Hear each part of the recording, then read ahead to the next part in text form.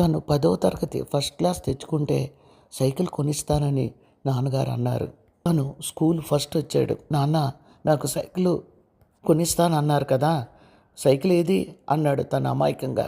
ఒక్క నిమిషం కంగారు పడి ఇప్పుడే తెస్తానుండు అని గబగబా బయటకు వెళ్ళడం చూసి, ఏమండి, డబ్బులు లేవు కదా, ఇప్పుడు ఎక్కడి నుంచి తెస్తారు డబ్బులు, అయినా సైకిల్ తెస్తానంటున్నారేమిటి అంది కంగారుగా అమ్మ. నీకు తెలియదు, నువ్వు ఊరుకో అని గబగబా అడుగులు బయటకు వేసి ఒక గంటలో సైకిల్ కొని తీసుకొచ్చి ఇచ్చారు. తరువాత రోజు నుంచి నాన్న ఓవర్ టైం చేస్తుంటే అమ్మ కన్నీళ్ళతో అడగడం తను విన్నాడు. ఎందుకండి, సైకిల్ కోసం అప్పు చేసి అప్పు తీర్చడం కోసం ఓవర్ టైం చేస్తున్నారా?